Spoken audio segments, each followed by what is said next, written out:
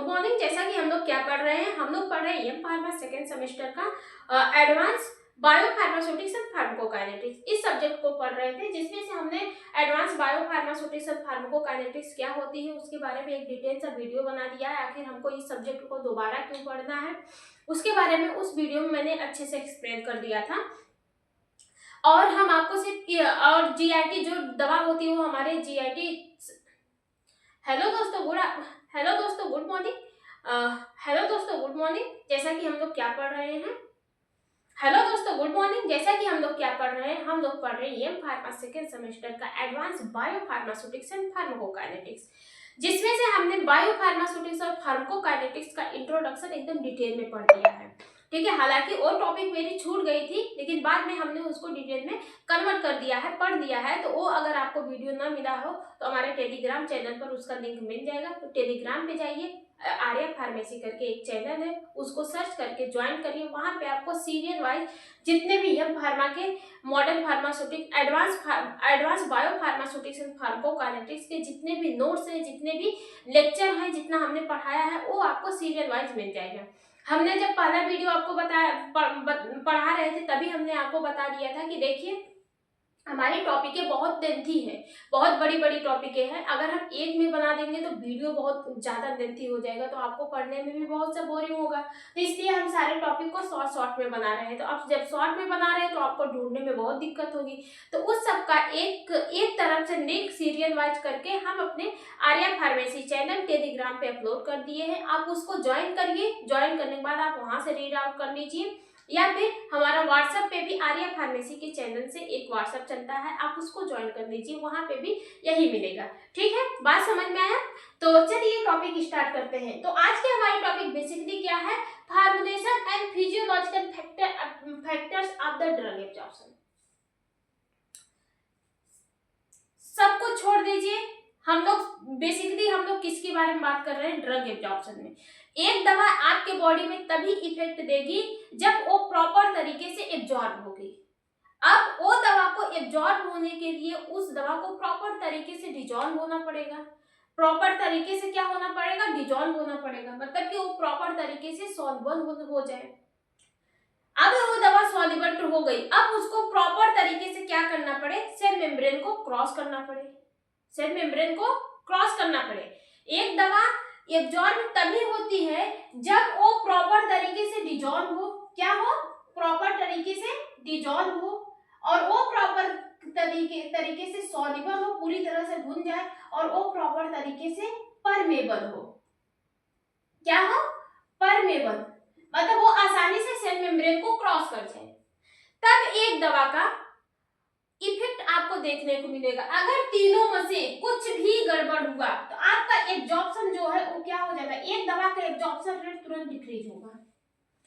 जैसे एक दवा का एब्जॉर्प्शन रेट डिक्रीज हुआ तो वहां पे उस दवा की बायो अवेलेबिलिटी भी डिक्रीज हो जाएगी। जब भाई एब्जॉर्प्शन क्या है, जब हमारी दवा हमारे बॉडी से या फिर हमारे स्टमक फ्लूइड से डिजॉल्व होकर हमारे ब्लड में पहुंचती है, उसी प्रोसेस को क्या कहते हैं, एब्जॉर्प्शन। सीधा बोलिए, जब हमारी दवा ब्लड में जाती है, ब्लड में रीच करती है, सिस्टेमिक सर्कुलेशन में रीच करती है, तो यही प्रोसेस हमारी क्या कहलाती है, एब्जॉर्प्शन।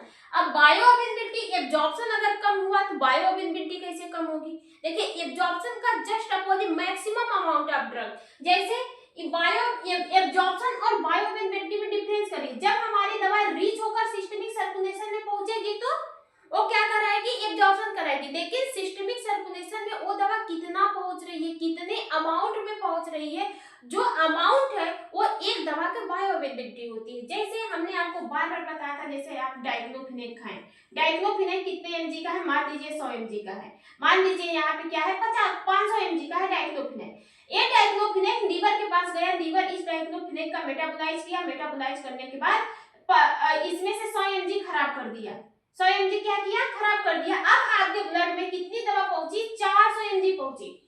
तो ये जो 400 mg है ना, वो एक दवा का अमाउंट है। यही 400 mg आपके ब्लड में पहुंची, तो यही 400 mg एक दवा का बायो अवेलेबिलिटी कहलाती है। अब जितनी मात्रा में पहुंचेगी उतना इफेक्ट देगी। बात समझ में आई? तो एब्जॉर्प्शन डायरेक्टली अफेक्ट होता है किससे, परमेबिलिटी परमेबिलिटी से, सॉल्युबिलिटी से और डिसोल्यूशन से। एब्जॉर्प्शन डायरेक्टली अफेक्ट हो सकता है किससे किससे? परमेबिलिटी रेट से, सॉल्युबिलिटी। अगर किसी का दवा, अगर जो दवा है उसका डिसोल्यूशन पावर हाई है, वो बहुत जल्दी डिसॉल्व हो रहा है, डिसइंटीग्रेटिंग भी है। क्या है? डिसइंटीग्रेटिंग, डिसइंटीग्रेटिंग भी है। डिसइंटीग्रेटिंग मतलब होता है टूटना। हमारे जो लार्ज पार्टिकल्स होते हैं, एक जो टैबलेट होते हैं, उसको डिसॉल्व होने के लिए सबसे उसको छोटे छोटे पार्ट में कन्वर्ट करना पड़ता है। अब कन्वर्ट क्यों होता है? जैसे आप दो टाइप के नमक देखे हैं। पहले एक इतना बड़ा सा नमक आता था जो आकार में बड़ा होता था, जिसको हम लोग ढोका हुआ नमक के नाम से जानते थे, ठीक है। वो नमक अगर आप पानी में डाल दीजिए और आप टाटा का नमक जो एकदम बारीकी होता है, जो एकदम बारीकी होता है, उसके पार्टिकल्स कितने स्मॉल में होते हैं।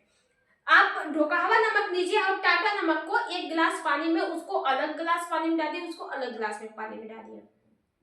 आप उसमें क्या सिनप करेंगे? आप उसमें सिर्फ यही देखेंगे ना कि जो टाटा ड्रग है उसका पार्टिकल्स बहुत बारीकी है और वो आसानी से डिसॉल्व हो रहा है, और जो बड़े पार्टिकल्स में है उसका जो पार्टिकल्स है वो बड़े पार्टिकल्स में है, वो बहुत जल्दी एब्जॉर्ब नहीं हो रहा है, वो डिसॉल्व होने के लिए टाइम ले रहा है। इसलिए ये एक दवा हमारी बहुत जल्दी डिसॉल्व हो, उसके लिए उस दवा का डिसइंटीग्रेशन होना बहुत जरूरी है।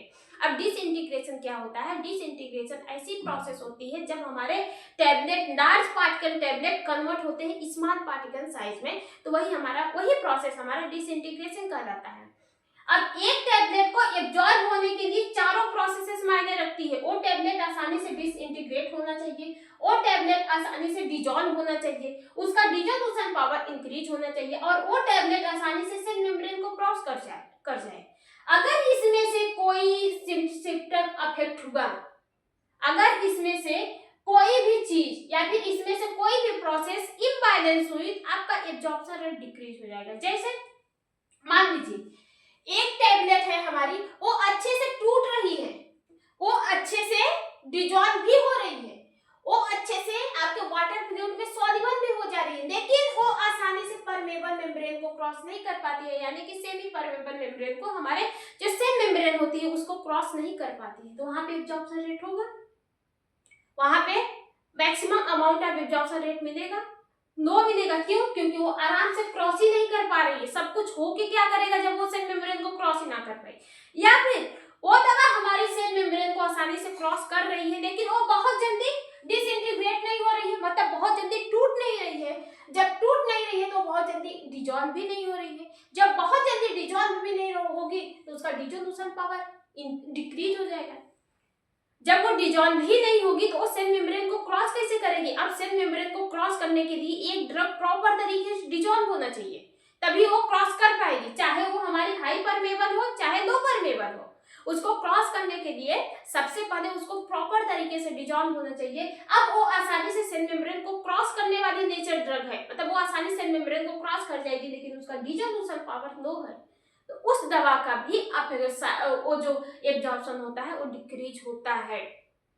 तो एक प्रॉपर जो दवा होती है जिसका एब्जॉर्प्शन रेट एक्सीलेंट देखने को मिले, उस दवा का जो डिसोल्यूशन पावर है वो भी इक्वल होना चाहिए किससे? हमारी परमेबल प्रोसेस से, मतलब एक सेमी परमेबल मेम्ब्रेन से इक्वल होना चाहिए, मतलब कि वो दवा हमारी आसानी से डिसॉल्व तो हो जा रही है, लेकिन उतने ही आसानी से वो हमारे सेल मेम्ब्रेन को क्रॉस भी करना चाहिए, तभी उस दवा का मतलब एक्सीलेंट एब्जॉर्प्शन दिखेगा। और एक दवा तभी इफेक्ट दिखाएगी जब उसका प्रॉपर तरीके से एब्जॉर्प्शन होगा। एब्जॉर्प्शन में क्या होता है? दवा हमारे सिस्टमिक सर्कुलेशन में पहुंचती है, भाई तभी इफेक्ट देखने को मिलता है। अब दवा हमारे सिस्टमिक सर्कुलेशन में पहुंची ही नहीं तो इफेक्ट नहीं देगी। बात समझ में आ रहा है? तो एक दवा प्रॉपर तरीके से इफेक्ट तभी देगी जब उसका एब्जॉर्प्शन रेट हाई हो। अब एब्जॉर्प्शन रेट डिपेंड करता है उसका डिसोल्यूशन पावर क्या है और परमेबिलिटी पावर क्या है। अब जिस दवा का परमेबिलिटी पावर हाई है और डिसोल्यूशन पावर भी हाई है, वो एक्सीलेंट एब्जॉर्ब होती है और एक्सीलेंट एक्शन देती है। अब जिस ड्रग का डिसोल्यूशन पावर डिक्रीज है, कम है, और उसका परमेबिलिटी भी डिक्रीज है, तो आपकी लो एब्जॉर्प्शन होती है और लो इफेक्ट देती है। तो इसी सबको केयरफुली करने के लिए, इस सबको पढ़ने के लिए हम लोग किसकी स्टडी करते हैं? फैक्ट जानने के लिए, एक फार्मूलेशन को, एक न्यू ड्रग को बनाने के लिए हमको factor affecting, physiological factor affecting of formulation doses form को पढ़ना बहुत जरूरी होता है। ठीक है, तो आइए देखते हैं आगे की टॉपिक क्या कहती है। पहले तो formulation and physiological factor of the drug absorption, मतलब फार्मूलेशन करते समय ऐसा कौन सा फैक्टर है जो हमारे ड्रग एब्जॉर्प्शन को अफेक्ट करता है, या फिर जब आप दवा को बना लिए हैं तो आपकी बॉडी का ऐसा कौन कौन सा फैक्टर है जो आपके ड्रग के एब्जॉर्प्शन को डिक्रीज कर रहा है या फिर अफेक्ट कर रहा है। ठीक है, drug absorption is a crucial step in the pharmacokinetic. जो ड्रग एब्जॉर्प्शन है एक टाइप का क्रूशियल इफेक्ट होता है, क्रूशियल प्रोसेस होता है किसमें, फार्माकोकाइनेटिक में। ठीक है, determine how much and how quickly a drug enter systemic circulation. बात समझ में आई? Drug absorption it is a crucial step, एक टाइप का इंपॉर्टेंट स्टेप होता है किसी भी ड्रग के फार्माकोकाइनेटिक का। यह डिटरमाइन करता है कितने अमाउंट में ड्रग हमारी, कितना अमाउंट में और कितना जल्दी ड्रग हमारी सिस्टमिक सर्कुलेशन में पहुंच रही है। नहीं समझा? Drug absorption it is a crucial step, इतना समझ में आया? ये एक टाइप की इंपॉर्टेंट स्टेप होती है जिसमें कि भाई फार्माकोकाइनेटिक्स की सबसे इंपॉर्टेंट स्टेप होती है। यह डिटरमाइन करती है how much and how quickly a drug enter systemic circulation. यह डिटरमाइन करने में मदद करती है कि हमारा जो दवा है वो कितने अमाउंट में और कितने तेजी से हमारे सिस्टमिक सर्कुलेशन में पहुंच रहा है। लेकिन ये अफेक्ट भी हो जाता है किसके थ्रू इन्फ्लुएंस हो जाता है, फार्मूलेशन के थ्रू हो जाता है। फार्मूलेशन फैक्टर के थ्रू ये एब्जॉर्प्शन रेट हमारा डिक्रीज हो जाता है जो रिलेटेड होता है ड्रग से, और हमारे कुछ फिजियोलॉजिकल फैक्टर होते हैं वो भी हमारे एब्जॉर्प्शन रेट को डिक्रीज करते हैं जो रिलेटेड होता है एक ह्यूमन बॉडी से। ठीक है, पहले फार्मूलेशन फैक्टर्स देखते हैं। फार्मूलेशन फैक्टर्स क्या होते हैं, तो आज के इस वीडियो में हम फार्मूलेशन फैक्टर के बारे में बात करेंगे। बाकी जो हम नेक्स्ट वीडियो बनाएंगे उसमें हम फिजियोलॉजिकल फैक्टर के बारे में बात करेंगे। तो फार्मूलेशन फैक्टर ऐसा कौन कौन से फैक्टर होता है जो हमको दवा को बनाते समय ध्यान देना चाहिए, या फिर जो दवा बन गई है उसमें आइडेंटिफाई कर लेना चाहिए कि ये कौन कौन सा ऐसा फैक्टर होता है जो हमारे एब्जॉर्प्शन को अफेक्ट कर सकता है। बात समझ में आई? तो सबसे पहले कौन सा फैक्टर है, डोजेज फॉर्म, पहले फार्मूलेशन फैक्टर देख लेते हैं। This factor depend on how the drug is design and manufacture. एक फैक्टर डिपेंड करता है कि जो आप दवा बना रहे हैं वो हमारे किस तरीके से डिजाइन की गई है और उसका मैन्युफैक्चरिंग क्या है। ये फैक्टर डिपेंड करता है, जो फार्मूलेशन फैक्टर होता है डिपेंड करता है कि जो आप दवा बनाए हैं वो किस डिजाइन से बनाए हैं। कहीं उसमें डिसइंटीग्रेशन एजेंट ज्यादा तो नहीं है, कहीं उसमें लुब्रिकेंट तो ज्यादा नहीं है, नहीं तो उस टैबलेट का आप कंप्रेसर रेट तो ज्यादा नहीं कर दिए हैं। मतलब उसकी डिजाइन क्या है और मैन्युफैक्चरिंग क्या है उसको आइडेंटिफाई करने के लिए हम लोग फार्मूलेशन फैक्टर की स्टडी करते हैं। और एक फैक्टर हमारे एब्जॉर्प्शन रेट को डिक्रीज करने का काम करता है। सबसे पहले क्या है, doses form. Doses form absorption rate order. Doses form का एब्जॉर्प्शन रेट ऑर्डर देखें तो जो सॉल्यूशन होता है, जो सॉल्यूशन जिसको हम लोग सिरप के नाम से जानते हैं, सॉल्यूशन जो होता है वो हाईएस्ट एब्जॉर्ब होता है देन सस्पेंशन से। अब ये क्यों होता है, सिरप घुला घुलाया रहता है। सिरप आप देखेंगे कि यहाँ पे हमारा एक सिरप भी है लेकिन सिस्टर का है, दिखा देंगे तो पीटने लगेगी। ठीक है, जो सिरप होता है वो घुला घुलाया रहता है, उसमें कोई पार्टिकल्स नहीं रहते, उसमें ड्रग के पार्टिकल्स नहीं रहते। उसमें अगर ड्रग के पार्टिकल्स होते हैं तो वो सॉल्यूशन में पूरी तरह से घुले रहते हैं, मतलब कि उसको डिजॉल्व होने की कोई जरूरत नहीं है। अगर वो बॉडी में गया तुरंत एब्जॉर्ब होगा और डिजोल्यूशन पावर को नहीं फॉलो करता है क्योंकि ऑलरेडी वो पहले से डिजॉल्व है। बात समझ में आई? और जैसे आपके स्टमक में गया, स्टमक में जाने के बाद वो तुरंत एब्जॉर्ब होगा, ना कि डिजॉल्व होगा, ऑलरेडी वो पहले से डिजॉल्व है। तो सॉल्यूशन जो होता है वो इसका हाईएस्ट एब्जॉर्प्शन होता है देन सस्पेंशन से। अब सस्पेंशन से क्यों ज्यादा एब्जॉर्प्शन होता है? अब सस्पेंशन क्या होता है, टू इमिसिबल लिक्विड। सस्पेंशन क्या होता है, सस्पेंशन बी फार्मा में आपको अच्छे से पढ़ाया गया है। Suspension biphasic liquid dosage form होता है। इसमें हमारे दो कंपोनेंट्स होते हैं, एक आपका होता है सॉलिड फेज, एक आपका होता है liquid phase. Suspension biphasic liquid dosage form में दो फेजेस होते हैं, एक आपका होता है सॉलिड फेज, एक आपका होता है लिक्विड फेज। जो सॉलिड फेज रहता है वो लिक्विड फेज में डिजॉल्व रहता है, मतलब फैला हुआ रहता है, पूरी तरह से डिजॉल्व नहीं रहता है, फैला हुआ रहता है। लेकिन सॉलिड फेज का जो पार्टिकल्स होते हैं वो स्मॉलेस्ट होते हैं, उसको डिसइंटीग्रेट नहीं होना पड़ता है, उसको डिसइंटीग्रेट नहीं होना पड़ता है, लेकिन उसको डिजॉल्व तो होना पड़ता है, उसको डिजॉल्व तो होना पड़ता है। आखिर वो टूटता नहीं है, लेकिन उसको डिजॉल्व तो होना पड़ता है। इसलिए हमारा जो सॉल्यूशन होता है ये हाईएस्ट एब्जॉर्प्शन होता है देन सस्पेंशन से। सस्पेंशन डिसोल्यूशन पावर को फॉलो करती है, लेकिन जो सॉल्यूशन होता है डिसोल्यूशन प्रोसेस नहीं करती है, ये ऑलरेडी डिजॉल्व रहती है। बात समझ में? अब सस्पेंशन हमारे डिसोल्यूशन पावर को फॉलो करता है, डिसोल्यूशन प्रोसेस को फॉलो करता है। क्यों? क्योंकि उसमें छोटे छोटे हमारे ड्रग के पार्टिकल्स होते हैं, इसीलिए सस्पेंशन को यूज करने से पहले उस पे सस्पेंशन जो बना रहता है उस पे लिख दिया जाता है सेक बिफोर यूज। पहले उस सस्पेंशन को अच्छी तरह से सेक करिए, क्योंकि उसके जो पार्टिकल्स होते हैं, जो स्मॉल पार्टिकल्स होते हैं, वो नीचे बॉटल के नीचे सटल डाउन हो जाते हैं। जब उसको थोड़ा सा हिलाते हैं तो वो पार्टिकल्स ऊपर आते हैं, और जब दवा लेते हैं तो दवा में भी कुछ पार्टिकल्स आपको देखने को मिलते हैं, वही होता है सस्पेंशन। बात समझ में आया? अब सस्पेंशन का ज्यादा एब्जॉर्प्शन होता है देन कैप्सूल से। सस्पेंशन हमारा फास्ट एब्जॉर्ब होता है देन कैप्सूल से। क्यों होता है? क्योंकि कैप्सूल को टूटना पड़ता है, पहले कैप्सूल ओपन होता है। अब कैप्सूल में भी हमारे छोटे छोटे पार्टिकल्स होते हैं, छोटे छोटे पार्टिकल्स होते हैं, लेकिन ये पार्टिकल्स हमारे इसमें प्रेजेंस होते हैं, कैप्सूल के अंदर प्रेजेंस होते हैं। एक कैप्सूल की बॉडी होती है उसमें प्रेजेंस होते हैं, और जो मेरा सस्पेंशन होता है वो सिर्फ सॉल्यूशन में प्रेजेंस होता है। वो किसमें प्रेजेंस होता है? सॉल्यूशन में प्रेजेंस होता है, और इस बॉडी को ऊपर से क्लोज किया जाता है दूसरे बॉडी से। एक कैप होती है, एक बॉडी होती है। कैप बॉडी को क्लोज करने का काम करता है, और बॉडी में एक्टिव इंग्रेडिएंट्स फिल रहते हैं। कैप्सूल की बात कर रहे हैं। अब सस्पेंशन जो होता है, ये सस्पेंशन जैसे आपके बॉडी में जाएगा, इसका तो जो लिक्विड फेज है वो क्या है? डिजॉल्व है। सस्पेंशन का लिक्विड फेज ऑलरेडी डिजॉल्व है, लेकिन उसमें जो पार्टिकल्स है वो स्मॉल पार्टिकल्स है, सिर्फ उसी को डिजॉल्व होना पड़ता है, तो ये आसानी से डिजॉल्व हो जाता है देन कैप्सूल से। ठीक है, और जब जितना जल्दी डिजॉल्व होगा उतना जल्दी एब्जॉर्ब होगा। ठीक है, और जो कैप्सूल होता है इसका ये हमारा लेस एब्जॉर्ब होता है देन सस्पेंशन से। क्यों? क्योंकि इसको अब इसके पार्टिकल्स बाहर आने के लिए सबसे पहले जो बॉडी जो कैप्सूल है उसको ओपन होना पड़ता है। अब ओपन होने के लिए भी वो 2 मिनट 3 मिनट 4 मिनट का टाइम लेता है।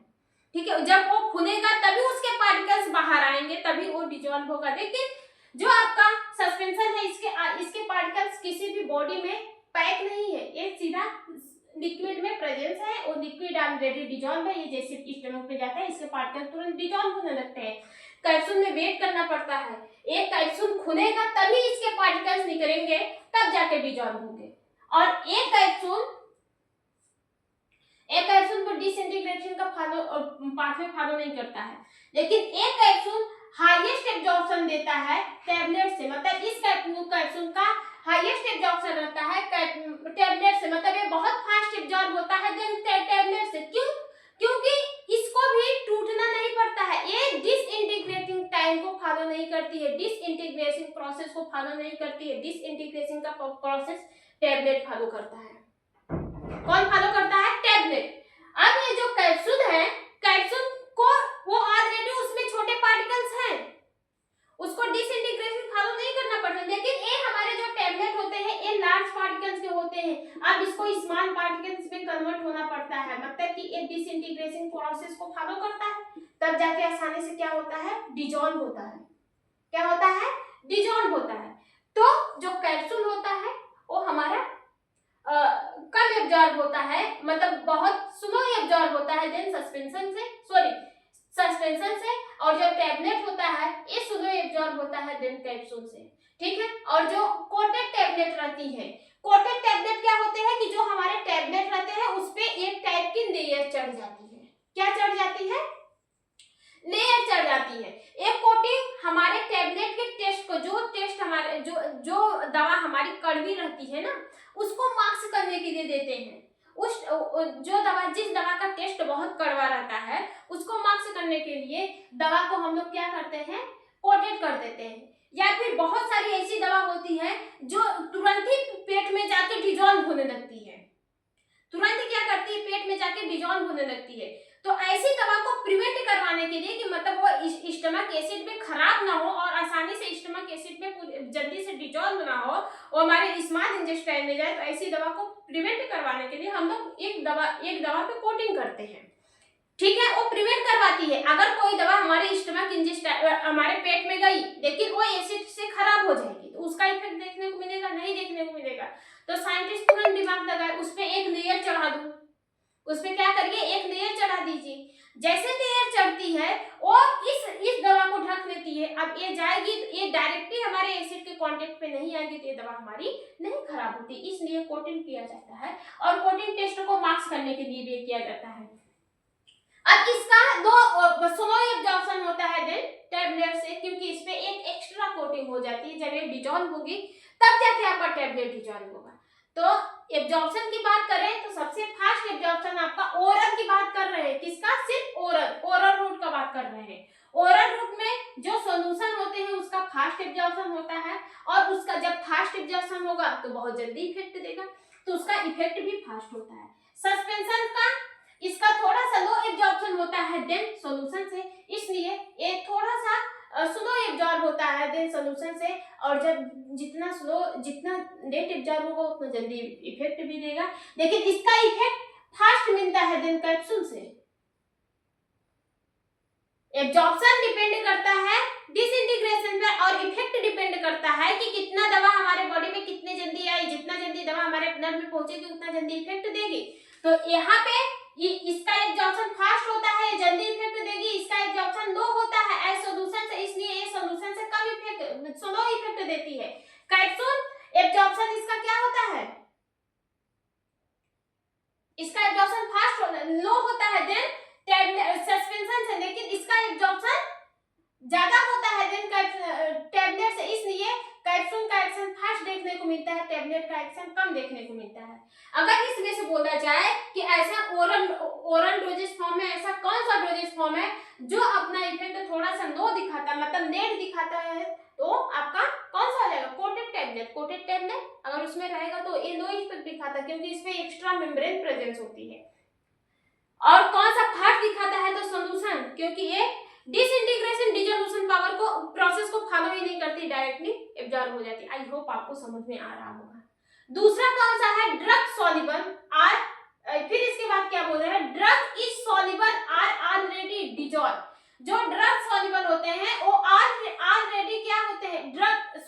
जो ड्रग सॉल्यूशन होते हैं वो ऑलरेडी क्या होते हैं? डिजॉल्व होते हैं, मतलब वो पहले से ही डिजॉल्व होते हैं, इसलिए उसका फास्टर एब्जॉर्प्शन होता है। जो दवा हमारी पहले से डिजॉल्व होती है वो पेट में जाने के बाद डिसोल्यूशन पावर को फॉलो नहीं करती है, डिसोल्यूशन प्रोसेस को फॉलो नहीं करती है, इसलिए वो हमारी फास्टर एब्जॉर्ब होती है। फिर इसके बाद क्या है? डिसइंटीग्रेटिंग। दूसरा कौन सा है? Disintegration time.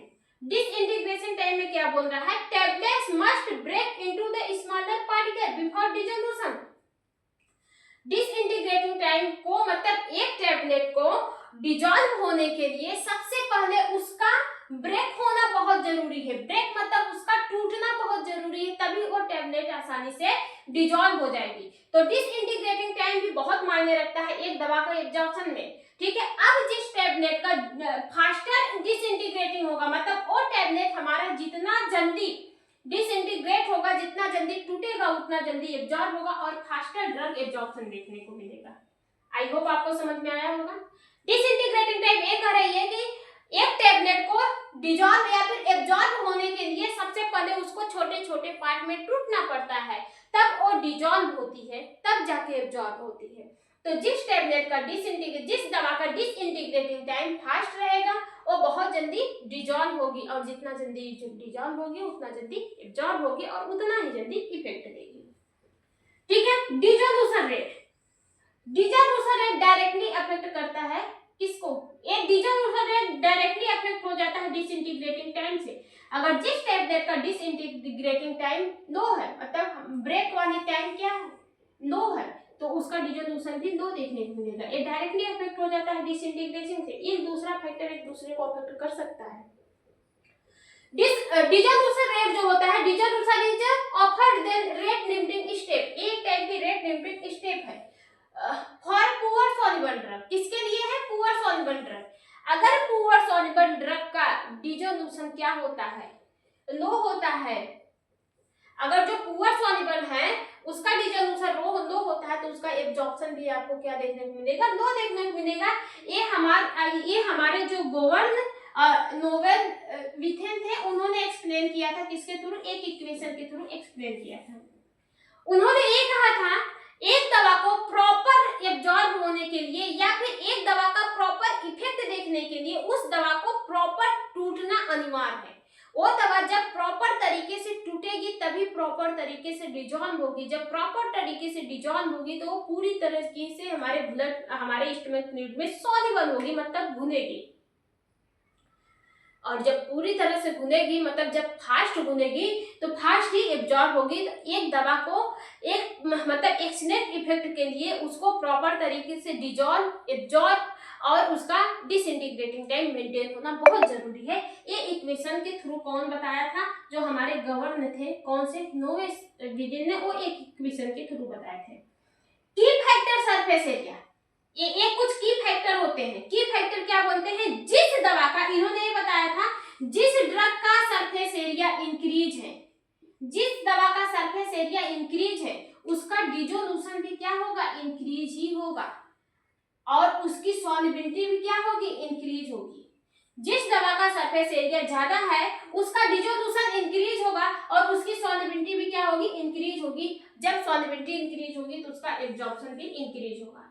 और इन्होंने ये भी कहा जिस दवा का सरफेस एरिया कम है तो उसका डिसोल्यूशन पावर भी कम होगा। जब डिसोल्यूशन पावर कम होगा तो सॉल्युबिलिटी भी कम होगी। जब सॉल्युबिलिटी कम होगी तो एब्जॉर्प्शन कम होगा। जब एब्जॉर्प्शन कम होगा तो इफेक्ट भी आपका कम ही मिलेगा, इफेक्ट भी आपका कम ही मिलेगा।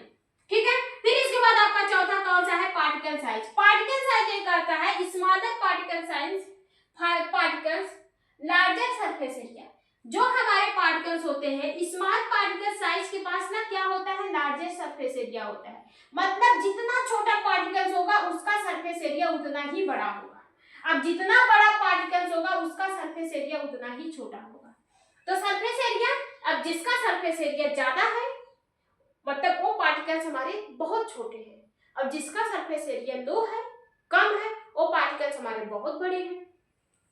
तो यहाँ पे सीधा कह रहा है स्मॉलर पार्टिकल साइज का लार्ज सरफेस एरिया होता है और वो फास्टर डिसॉल्व होता है और बेटर एब्जॉर्ब होता है। अगर लार्ज पार्टिकल साइज का, लार्ज जो पार्टिकल साइज होते हैं उसका सरफेस एरिया छोटा होता है, कम होता है, स्मॉल सरफेस एरिया होता है और वो फास्टर डिसॉल्व नहीं होते हैं। जब डिसॉल्व नहीं होंगे उनका बेटर एब्जॉर्प्शन नहीं होगा। जब एब्जॉर्प्शन नहीं होगा तो वो दवा अपना इफेक्ट भी नहीं देगी। ठीक है। सैंड फॉर्म की बात करें, जो सैंड फॉर्म होते हैं, ये सैंड फॉर्म वाली दवा ने ये हमारे इंप्रूव करती है सॉल्युबिलिटी को।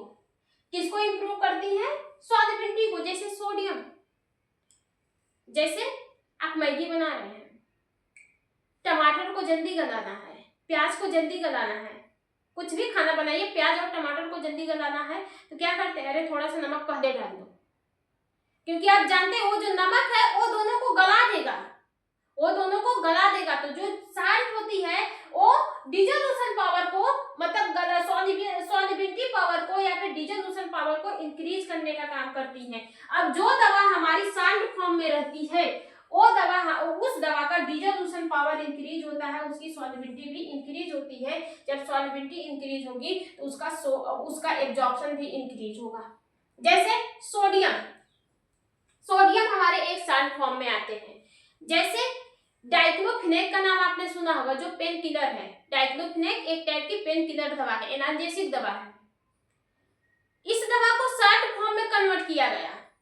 ये दवा पहले ये हमारी फ्री एसिड थी, मतलब वो एसिड में हमारी प्रॉपर तरीके से डिसॉल्व नहीं हो पा रही थी, वो हमारे स्टमक में प्रॉपर प्रॉपर तरीके से डिजॉल्व नहीं हो पा रही थी क्योंकि वो फ्री एसिड थी। फिर उस दवा को कन्वर्ट कर दिया गया था सैंड फॉर्म में, जिसका नाम रख दिया है डाइक्लोफिनेक सोडियम। अब वो डाइक्लोफिनेक सोडियम आसानी से हमारे स्टमक फ्लूइड में डिजॉल्व हो जाता है। काम उसका वही है, नाम भी उसका वही है, बस उसके कंपोजिशन में चेंज कर दिया गया, मतलब उस दवा को सोडियम के साथ कन्वर्ट कर दिया गया। उस दवा का नाम डाइक्लोफिनेक सोडियम रख दिया गया। पहले वो जो डाइक्लोफिनेक है वो हमारे एसिड में प्रॉपर तरीके से पुअरली एब्जॉर्ब होती है क्योंकि वो फ्री एसिड की ड्रग है। फिर जब भाई पुअरली डिजॉल्व होगी तो पुअरली एब्जॉर्ब होगी, उसका एक्शन भी आपको कम देखने को मिलेगा। फिर उसी दवा को कन्वर्ट कर दिया गया डाइक्लोफिनेक सोडियम में। जो डाइक्लोफिनेक सोडियम है वो एक सैंड फॉर्म में है। सैंड फॉर्म में होने से ये फायदा है कि उसकी सॉल्युबिलिटी और डिसोल्यूशन पावर इंक्रीज हो गया है। ठीक है, तो सैंड फॉर्म क्या करता है, सैंड फॉर्म जो होता है इंप्रूव करता है सॉल्युबिलिटी और डिसोल्यूशन पावर को। एक दवा की सॉल्युबिलिटी और डिसोल्यूशन पावर को इंप्रूव करने का काम करता है। जैसे एग्जांपल में सोडियम हो गया, पोटेशियम हो गया, हाइड्रोक्लोराइड हो गए, ये हमारे सैंड फॉर्म के दवा होते हैं। सोडियम, पोटेशियम, हाइड्रोक्लोराइड एक दवा के सॉल्युबिलिटी और डिसोल्यूशन पावर को इंक्रीज करने में मदद करते हैं। बात समझ में आई? डाइक्लोफिनेक फ्री एसिड था, उसको कन्वर्ट कर दिया गया सैंड में, जिसका नाम पड़ा डाइक्लोफिनेक सोडियम। वो आसानी से स्टमक फ्लूइड में डिजॉल्व हो जाता है। और कुछ और हमारे कुछ एक्सिपिएंट होते हैं। एक्सिपिएंट क्या होते हैं? एक्सिपिएंट का नाम आपने सुना होगा। एक दवा को बनाने, अब भाई दवा क्या रहती है, हमारी छोटी सी रहती है, एमजी के फॉर्म में आती है।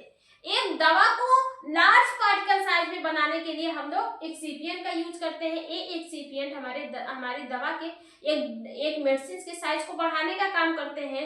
इतना ही नहीं, वो मेडिसिन के टेस्ट को इम्प्रूव करने का काम करते हैं। वो मेडिसिन को अट्रैक्टिव बनाने में मदद करते हैं।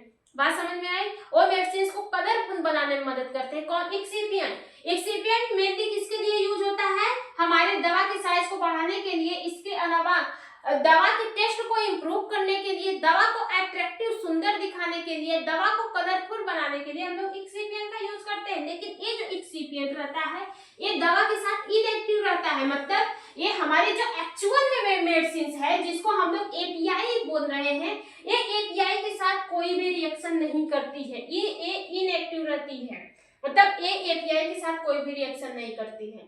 ठीक है, अब कैन इन्फ्लुएंस, अब जो ये एक्सिपिएंट होता है ये भी हमारे एब्जॉर्प्शन को अफेक्ट कर सकता है। Can influence drug release and absorption, ये ड्रग रिलीज और एब्जॉर्प्शन को इन्फ्लुएंस कर सकता है, अफेक्ट कर सकता है। जैसे बाइंडर, अगर बाइंडर का काम होता है बांधना, अगर ये बहुत तेजी से दवा को बांध लिया तो वहां पे स्लो ड्रग रिलीज होगा। जैसे आप भाग रहे हैं, हम आपको पकड़ लिए, आप भाग पाएंगे? नहीं भाग पाएंगे। तो जो बाइंडर होता है वो बांधने का काम करता है। अब जितना जल्दी दवा के पार्टिकल्स को पकड़ा है वहां पे दवा हमारी स्लो रिलीज होती है। सर्फेक्टेंस, जो सर्फेक्टेंस होती है ये इंक्रीज करती है सॉल्युबिलिटी को। किसको इंक्रीज करती है? सर्फेक्टेंस जो होते हैं ये इंक्रीज करती है किसको? इंक्रीज करने का काम करती है सॉल्युबिलिटी को। लुब्रिकेंट जो होते हैं ये हमारे डिक्रीज कर देती है डिसोल्यूशन को। लुब्रिकेंट जो होते हैं वो डिसोल्यूशन को डिक्रीज करने का काम करता है। ठीक है, और जो कोटिंग डोजेस फॉर्म होते हैं, जैसे इंटरी कोटिंग, ये प्रिवेंट करता है कि वो हमारी दवा स्टमक में न रिलीज हो। और जो फिल्म कोटिंग होते हैं ये एब्जॉर्प्शन को डिले कर देता है। ठीक है, बात समझ में आई है? वीडियो ज्यादा लेंथी बन रहा है। ठीक है, फिर इसके बाद क्या है? मैन्युफैक्चरिंग मेथड भी हमारे एब्जॉर्प्शन को डिक्रीज करने का काम करता है या फिर डिसोल्यूशन पावर को डिक्रीज करता है। मैन्युफैक्चरिंग में एक आपको कंप्रेशन फोर्स के नाम से जाना गया होगा, फार्मास्यूटिक्स एम फार्मा में पढ़े, बी फार्मा में पढ़े। ये जो कंप्रेशन फोर्स होता है हमारे टैबलेट को हार्डनेस बनाने में मदद करता है। अब इसमें एक ग्रेनुलेशन मेथड होता है, ये अफेक्टेड करता है हार्डनेस को। अब जितना ज्यादा कंप्रेशन फोर्स रहेगा उतना ही ज्यादा हार्ड टैबलेट बनेगा। जब हार्ड टैबलेट बनेगा तो उसकी पोरोसिटी भी क्या होगी? डिक्रीज होगी। जब उसकी पोरोसिटी डिक्रीज होगी तो मतलब यही बोला कि हाई कंप्रेशन, बहुत ज्यादा हार्ड टैबलेट बन जाएगा तो वो बहुत ही ज्यादा स्लो होगा क्योंकि उसका सरफेस एरिया लो हो जाता है, एक दूसरे आपस में सट जाते हैं तो वहां पे सरफेस एरिया लो हो जाता है, तो वहां पे डिसोल्यूशन की पावर अफेक्ट होता है। जब डिसोल्यूशन पावर अफेक्ट होता है तो सॉल्युबिलिटी पावर अफेक्ट होती है। लो होती है और वहां से दवा हमारी आसानी से एब्जॉर्ब नहीं हो पाती है। ठीक है, और कुछ हमारे ड्रग रिलीज होते हैं, ड्रग रिलीज फैक्टर, जैसे इमीडिएट रिलीज, जिसको IR के नाम से जानते हैं। ये रैपिड एब्जॉर्प्शन तो देती, ये रैपिड एब्जॉर्प्शन देती है, लेकिन हमारी जो सस्टेंड रिलीज मेडिसिन होती है वो प्रोलॉन्ग एब्जॉर्प्शन देती है। और जो हमारी कंट्रोल रिलीज मेडिसिन होती है वो प्लाज्मा लेवल कंसर्न, ड्रग के प्लाज्मा लेवल कंसर्न को मेंटेन करने का काम करती है, ये भी अफेक्टेड होती है। तो आज के लिए इतना ही। आई होप आपको समझ में आया होगा। बाकी जिन किसी को भी नहीं समझ में आया वो कमेंट करके पूछ सकता है, मैं रिप्लाई देने की पूरी कोशिश करूंगी। ठीक है, बाकी ये वाली वीडियो लेक्चर आपको मिल जाएगा। ठीक है, हमारे टेलीग्राम चैनल पे भी पड़ा रहेगा जो कि आर्या फार्मेसी से है, और व्हाट्सएप के चैनल पे भी पड़ा रहेगा। इसका नोट्स भी टेलीग्राम चैनल पे आपको मिलेगा, तो आप वहां से ज्वाइन कर लीजिए। वहां पे आसानी से आपको वीडियो लेक्चर और नोट्स मिल जाएंगे। ठीक है, आज के लिए इतना ही। आई होप आपको समझ में आया होगा। बाकी जिन किसी को भी नहीं समझ में आया वो कमेंट करके पूछ सकते हैं। मिलते हैं फिर नेक्स्ट वीडियो में।